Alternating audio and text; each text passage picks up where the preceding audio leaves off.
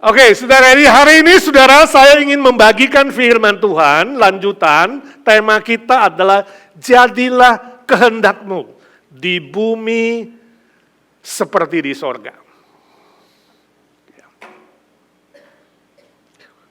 Kita baca firman Tuhan di Matius 6 ayat ke-10. Matius 6 ayat ke-10 bagian dari doa yang diajarkan Tuhan Yesus. 1, 2, 3. Datanglah kerajaanmu, jadilah kehendakmu di bumi seperti di sorga. Saya tidak tahu apa yang ada di pikiran saudara ketika membaca jadilah kehendakmu di bumi seperti di sorga. Atau waktu saudara berdoa, saudara mengatakan, ya Bapa jadilah kehendakmu di bumi seperti di sorga. Berarti kehendak Bapa di bumi dan di sorga itu berbeda enggak? Beda apa sama? Jadilah kehendakmu di bumi seperti sorga. Jadi kehendak Bapa di bumi dan di sorga beda enggak? Makanya muncul kalimat itu, betul enggak? Pertanyaan saya, apakah kehendak Allah itu bisa gagal? Jawab. Yes or no? Apakah kehendak Bapa di sorga bisa gagal? Yes or no?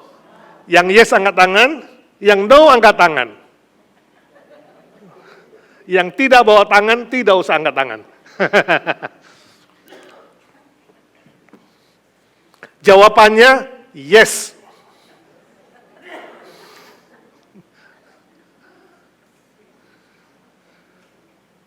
Jadi dengan takut-takut bilang, wah kehendak Bapak gak bisa gagal. Siapa bilang? Kehendak Allah bisa gagal, itu sebabnya di bumi dan di sorga berbeda. Contoh misalnya, ya kan? Allah Bapa pengen semua malaikat ciptaannya taat kepada Dia. Menghendaki itu. Tapi ternyata pemimpin malaikat Lucifer membawa 1/3 jumlah malaikat jatuh jadi iblis. Kehendak Bapa gagal. Kehendak Bapa supaya Adam dan Hawa jangan makan buah pengetahuan baik dan jahat. Tapi realitanya, kenyataannya, mereka makan buah yang dilarang Tuhan itu. Gagal. Ya. Orang-orang zaman Nuh misalnya, Allah ingin mereka bertobat dan kembali kepada Tuhan, tapi tidak ada yang bertobat. Sehingga seluruh bumi harus kena bencana air bah, kecuali Nuh dan keluarganya diselamatkan. 1 perahu 8 orang. Itu huruf Chinese, ya perahu seperti itu. Kalau saudara lihat huruf Chinese itu piktograf, 1 perahu 8 orang. Jadi ada hubungannya juga. Itu awalnya. Sehingga hari ini ada apa? Kita. Ya, itu kakek nenek moyang kita itu. Ya, karena yang dari zaman Adam sudah habis pada zaman Nuh. Simson, salah satu hakim yang ditentukan Tuhan untuk memerintah Israel, dia jatuh dalam pelukan rayuan siapa? Delilah yang cantik dan genit itu. Akhirnya dia jadi buta dan jadi budak. Kehendak Allah gagal. Raja Daud berzina dengan Batseba, ya. Kehendak Bapa gagal. Kehendak Bapa supaya semua manusia di bumi ini bertobat, itu tadi ayat pembimbing kita. Supaya semua manusia di bumi bertobat kembali kepada Dia. Tapi kenyataannya sampai hari ini, lebih 2/3 jumlah manusia di bumi ini belum bertobat dan belum menerima Kristus. Ini fakta, saudara. Ini kenyataan.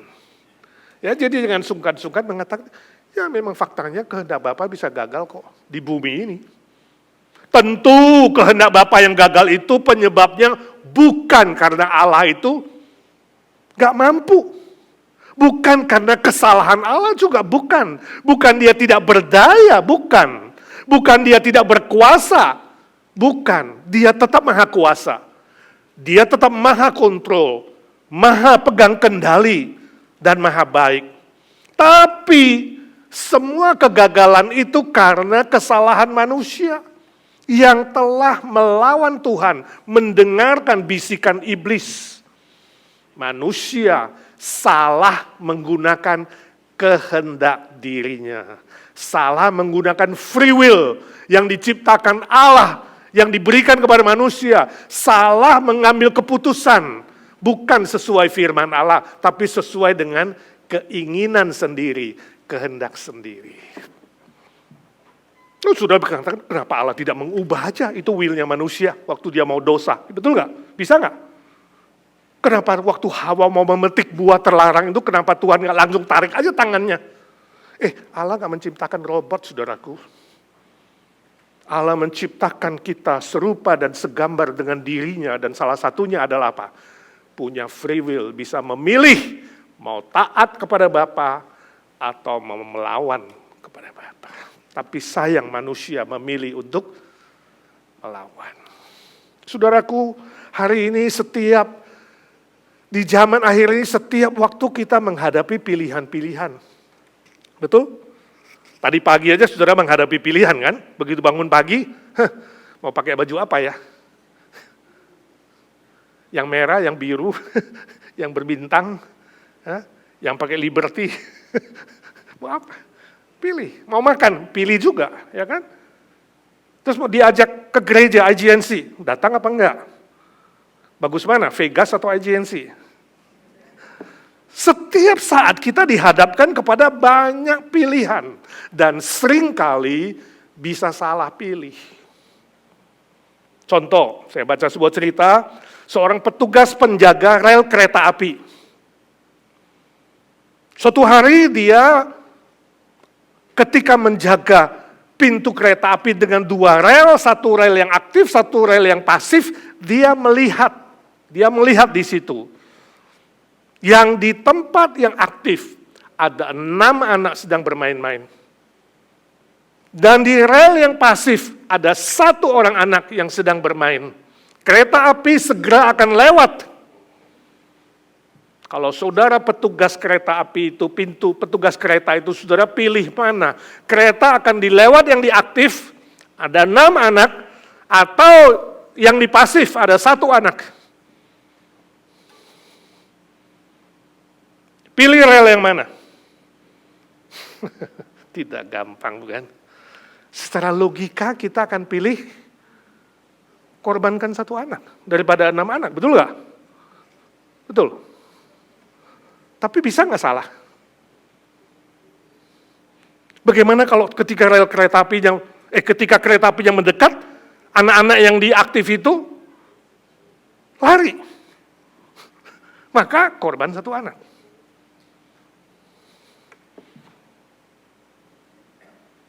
Bagaimana kalau anak itu juga lari dan ternyata rel yang ke tempat yang pasif, seluruh penumpang korban.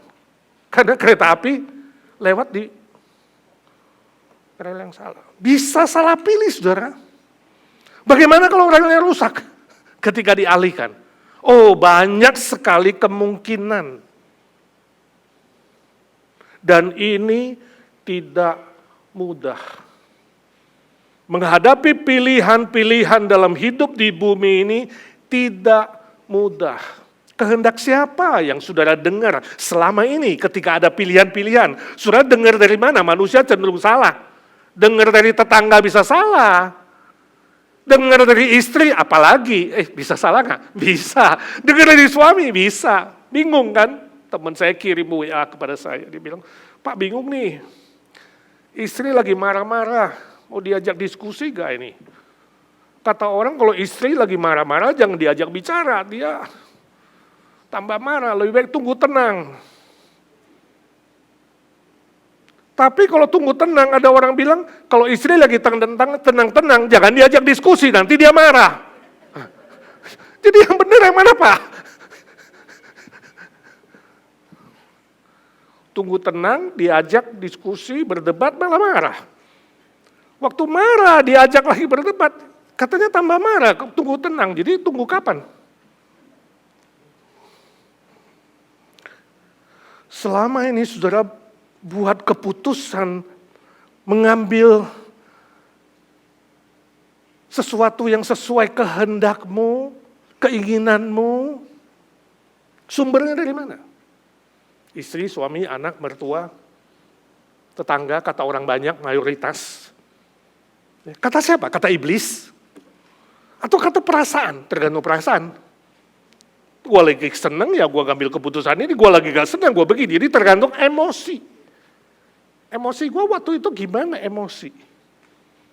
Tidak heran Tuhan Yesus mengajar kita berdoa. Bapa, jadilah kehendak-Mu di bumi seperti di sorga. Jadi ada sebuah standar. Kita ambil keputusan, pilihan di bumi ini harus seperti di sorga. Kalau sorga pasti apa? Pasti benar. Kalau ukurannya sorga pasti baik. Kalau ukurannya sorga pasti kudus. Kudus, baik, adil. Selalu.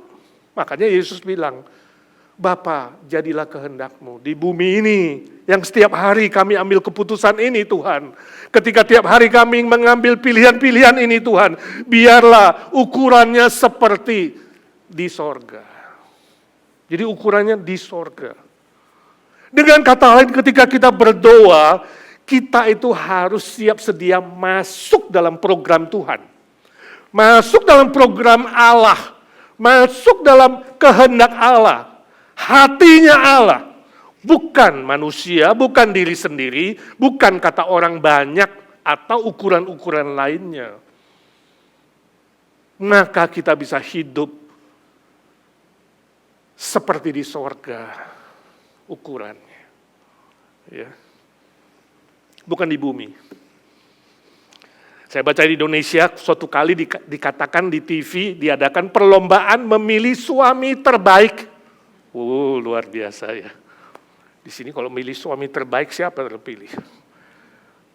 Jadi diadakanlah wawancara kepada istri-istri. Gak tahu berapa jumlahnya. Istri diwawancari ditanya bagaimana suaminya. Lalu juri memilih suami yang terbaik. Nah, ini Indonesia punya sayembara. Terpilihlah saudara, setelah tanya istri dan anak-anak mereka, keluarga mereka, terpilihlah seorang pria, juara 1. Suami terbaik. Saudara tahu jumlah istrinya berapa? 4.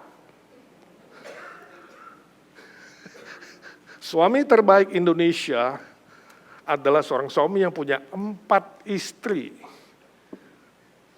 Setelah diwawancarai istrinya dan anak-anaknya, keempat istrinya mengatakan, suaminya benar-benar baik dan adil dalam memberi waktu, dalam memberi kasih sayang, dalam mendidik anak-anak, dan lain-lain. Saya tanya,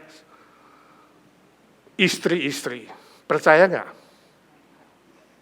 Percaya nggak seorang pria bisa adil kepada 4 orang wanita dan anak-anak yang saya nggak tahu berapa jumlahnya, secara adil dan baik waktu, uang, dan lain-lain. Saya nggak tahu siapa namanya, tapi yang pasti kalau ketemu istrinya saya akan tanya, waktu kamu jawab, kamu takut atau diancam? Zaman kita sudah zaman edan, saudara. Zaman gendeng. Ini yang terjadi, saudara.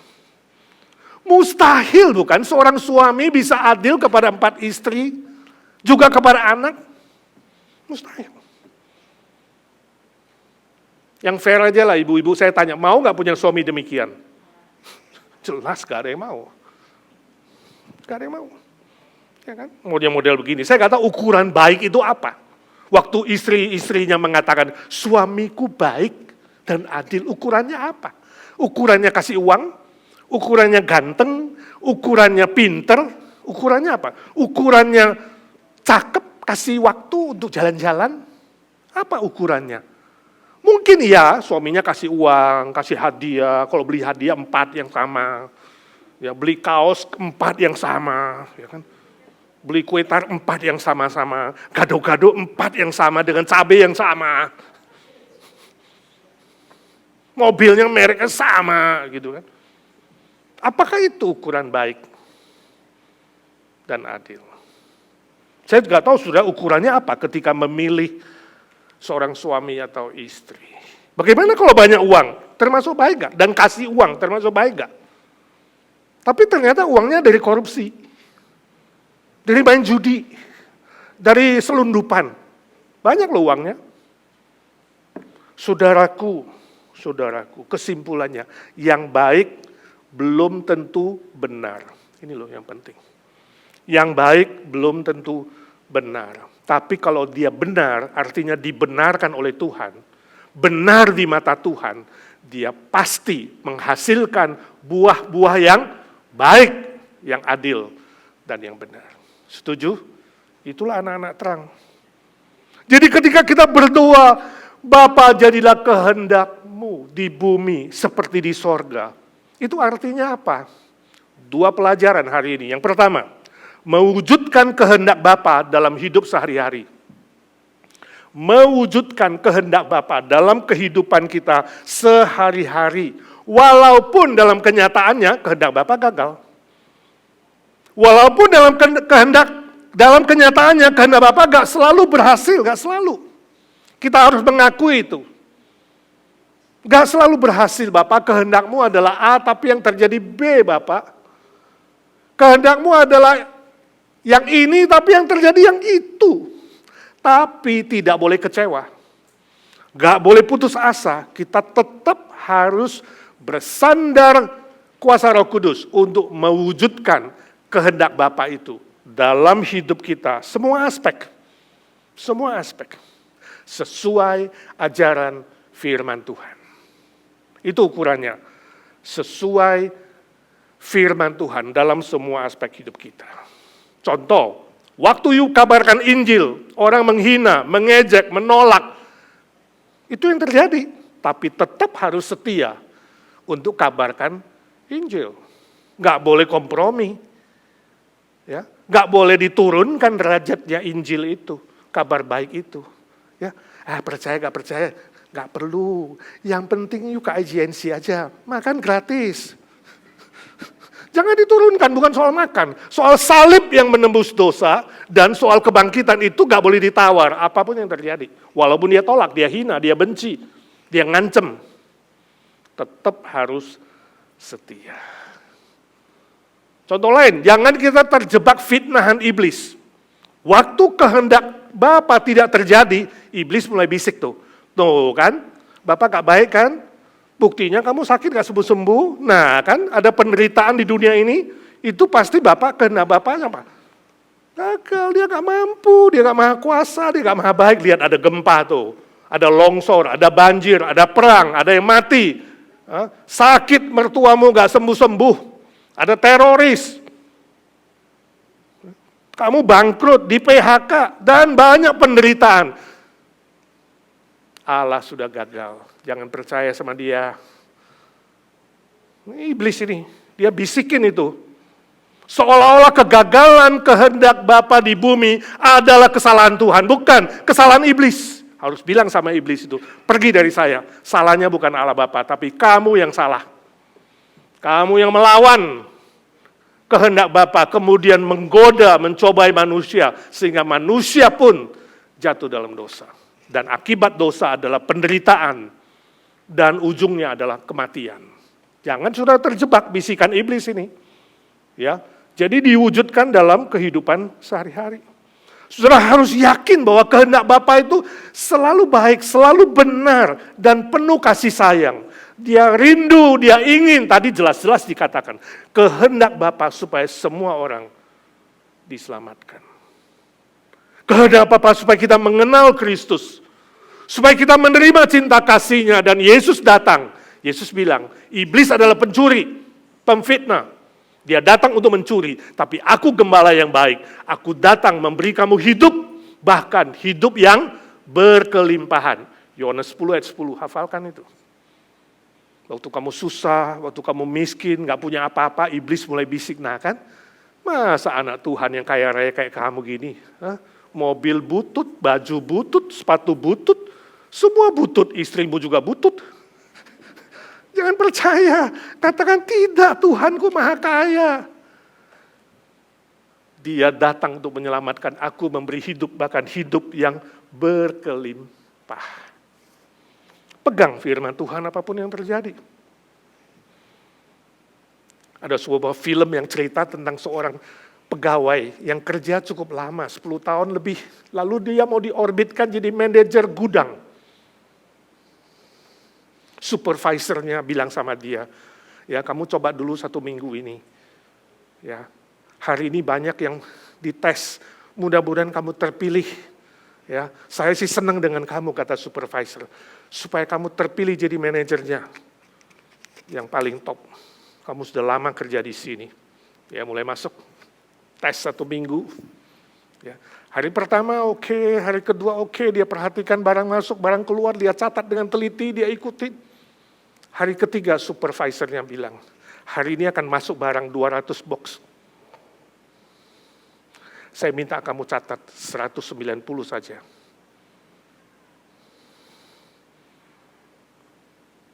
Lalu dia tanya, kenapa gitu Pak? Ya pokoknya dengerin saya aja, saya kan supervisor Bu. Ya, you mau naik pangkat gak? You gumulin. Waduh, saya agak bingung Pak. Udah kamu pikirin deh 1 hari.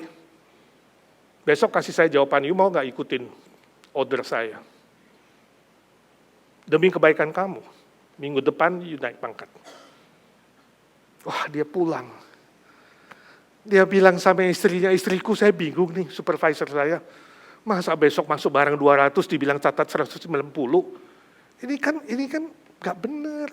Bagaimana, saya kan orang Kristen, kita orang Kristen gak bisa begitu. Tapi supervisornya bilang kalau gak taat bisa gak naik pangkat. Istrinya bilang, ya ikutin aja lah. Toh dia pemimpin. Masih ingat Mas, ya udah kerja lebih 10 tahun. Kita gitu-gitu aja. Ya. Rumah sewa terus. Mobil udah makin butut. Kita susah Mas. Apalagi kalau kamu melawan, kalau dipecat bagaimana?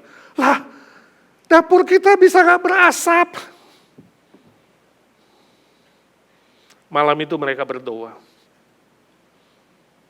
Berdoa minta hikmat dari Tuhan. Kehendak siapa yang mau diikuti? Kehendak bos, supervisor, atau kehendak Bapa di surga? Konflik. Atau kehendak istri yang juga mengatakan gak apa-apa lah, kan cuma sekali. Ya kan, gak apa-apa, ikuti aja. Sampai di tempat kerja supervisornya bilang, bagaimana? Oke? Lalu pegawai itu bilang, Pak, saya sudah doa sepanjang malam. Terus terang saya itu orang Kristen. Hati saya gak tenang. Harusnya kalau masuk 200, catat 200 dong Pak. Saya gak bisa, susah Pak. Ya terserah Bapak lah, saya gak bisa. Tapi kalau Bapak gak mau angkat saya, mau pecat saya siap Pak. Supervisornya jabat tangan dia katakan, kamu lulus ujian. Hari ini gak ada orang-orang yang jujur seperti kamu. Sudah 15 orang fail, dan kamu hari ini lulus. Welcome aboard. Jadi manajer. Puji Tuhan, ternyata itu sebuah apa? Ujian. Pernahkah saudara berpikir ketika kamu konflik kehendakmu dan kehendak Bapa itu sebuah ujian? Dan kamu mulai berpikir mengandalkan otakmu sendiri? Gak apa-apa lah, sekali-sekali. Pendeta juga berdosa kok. Majelis apalagi? Semua sama. Gak apa-apa. Tapi you fail akhirnya. Dan ketika fail, tadinya Tuhan Yesus mau buka jendela sorga, curahkan berkat yang berkelimpahan, sesuai Yohanes 10:10. Gak jadi, ditutup. Kamu terus banting tulang, banting urat, tarik urat. Setengah mati, seperempat mati. Tetap aja 20 tahun, 30 tahun di Amerika. Sami mawon. Kerja untuk orang kaya. Ya kan? Bayar utang. Gak pernah habis. Sebab pintu jendela sorga gak pernah dibuka untuk kamu. Bisa terjadi. Ketika konflik kehendakmu dan kehendak Bapa. Katakan, ya Bapa, jadilah kehendak-Mu, bukan kehendakku. Kehendak-Mu Bapa di bumi, dalam hidupku, dalam kerjaanku, dalam bisnisku. Sesuai dengan kehendak-Mu di sorga. Penting, saudara, penting. Izinkan saya tanya, ujian apa yang kamu hadapi selama ini? Mulai hari ini katakan tiap pagi, ya Bapa, jadilah kehendak-Mu di dalam kehidupanku, di bumi ini seperti di surga. Yang kedua, belajar panjang sabar seperti kehendak Bapa. Belajar panjang sabar. Mungkin saudara tanya, Pak, tapi kenapa Allah tidak segera turun tangan dan membereskan semua ini?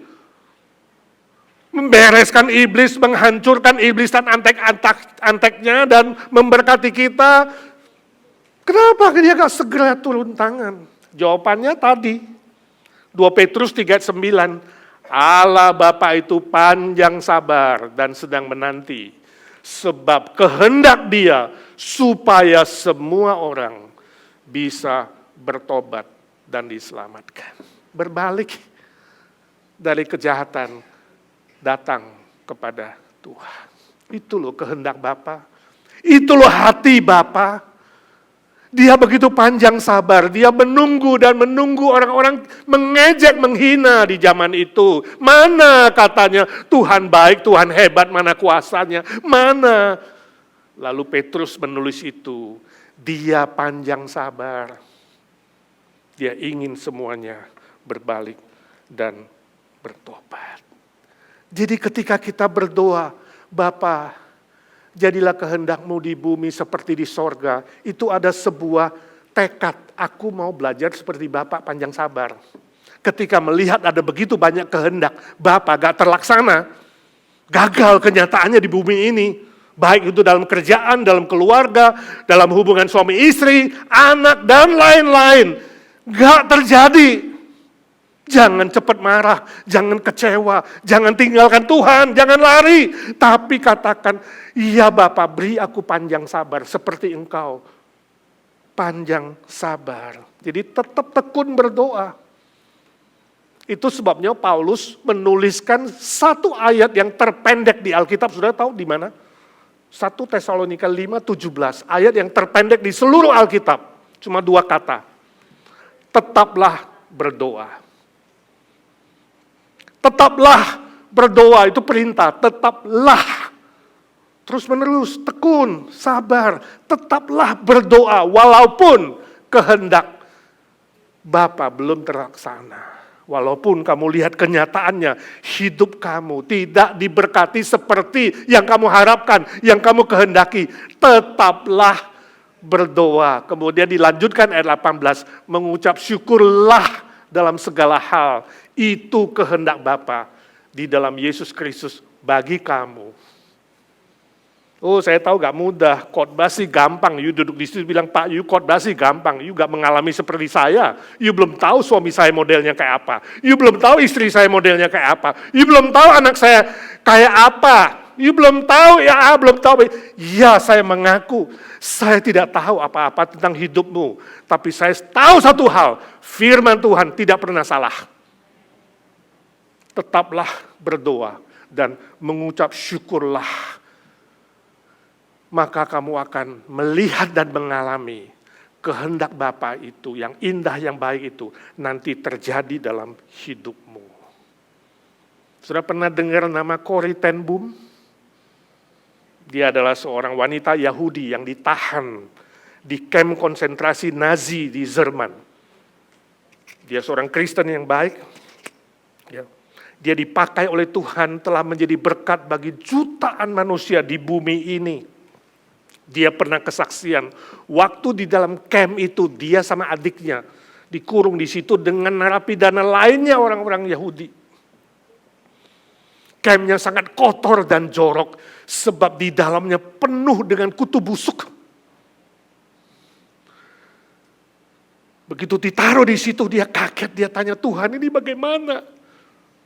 Waktu dia baca Alkitab, Tuhan berikan 1 Tesalonika 5 ayat 18. Mengucap syukurlah dalam segala hal, sebab itulah kehendak Bapa di dalam Yesus Kristus. Dia bingung, Tuhan ini bagaimana? Tinggal sama kutu busuk bersyukur. Bagaimana bersyukur tinggal sama kutu busuk itu? Gak ngerti.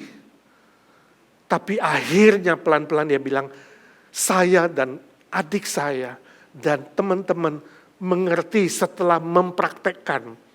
Tetaplah berdoa dan mengucap syukur. Rupanya sejak hari pertama petugas tahu ada kutu busuk. Tak ada petugas yang berani datang memeriksa. Di camp itu, tempat mereka dikurung, gak pernah disiksa, gak pernah diperiksa, gak pernah dikerjain, gak pernah dibebasin aja begitu. Dapat makan, dapat fasilitas, sebab petugas-petugas itu takut dengan kutu busuk, gak berani. Sehingga dia katakan, puji Tuhan akhirnya kami tahu, ternyata kutu busuk itu menjadi alat. Sehingga kami boleh tetap nyanyi, kami boleh tetap baca Alkitab, kami boleh beribadah, kami boleh memuji Tuhan di camp itu. Dan banyak narapidana lainnya mengenal Kristus di camp konsentrasi itu. Permisi tanya kawanku, saudaraku, adakah kutu-kutu busuk dalam hidupmu selama ini? Apa yang mengganggumu? Yang bilang suamiku adalah kutu busuk, jangan. Bukan itu maksud saya, bukan manusia. Tapi hal-hal apa yang mengganggu kamu? Hal-hal apa yang seolah-olah kamu bilang ini kutu, ini jahat, ini hama wereng ini. Yang akan menggerogot panenku dan hasilku. Kutu busuk apa? Jangan marah sama Tuhan, jangan kecewa dan putus asa. Katakan, Tuhan tolong saya. Belajar panjang sabar, tetap berdoa dan mengucap syukur. Mengucap syukur bukan karena masalah itu. Jangan mengucap syukur karena ada kutu busuk, bukan. Bukan mengucap syukur karena ada masalah. Bukan mengucap syukur karena manusia. Tapi mengucap syukur karena ada Tuhan Yesus yang berjanji tak pernah meninggalkan engkau. Menyertai engkau, kemanapun engkau pergi. Melindungi engkau, memelihara engkau. Dan tepat pada waktunya, Dia akan menyatakan kasih-Nya dan kuasa-Nya. Sehingga hasilnya adalah kebaikan. Roma 8:28. Dia turut bekerja, menambahkan kuasa-Nya dan kasih-Nya. Dan hasilnya adalah kebaikan, keindahan, dan kemuliaan Allah. Amin. Amin. Tetaplah berdoa dan mengucap syukur. Jadilah kehendak-Mu Bapa di bumi dalam hidupku seperti di sorga. Mari kita berdoa. Ya Bapa di sorga, suara hamba sudah berhenti. Biarlah suara Roh Kudus terus bekerja dalam hati kami. Ingatkan kami ketika kami harus memilih banyak hal di bumi ini. Ukuran kami kembali kepada firman-Mu. Ya Bapa, beri kami hati yang panjang sabar seperti Engkau. Supaya kami tidak cepat kecewa, tidak cepat mengeluh, tidak cepat putus asa. Tapi kami bertahan, menantikan Tuhan. Tetap berdoa dan bersyukur. Dan tolong kami ya Tuhan. Setia kepadamu apapun yang terjadi. Banyak kali Engkau izinkan ada ujian-ujian dan cobaan-cobaan. Beri kami tekad untuk hidup berkemenangan ketika kami memakai senjata firman Tuhan. Terima kasih Tuhan. Sebentar kami akan perjamuan kudus ya Tuhan Yesus, siapkan hati pikiran kami. Biarlah melalui roti dan anggur ini kami menerima berkat yang berkelimpahan. Dalam nama Tuhan Yesus kami berdoa dan memohon berkat Tuhan. Amin.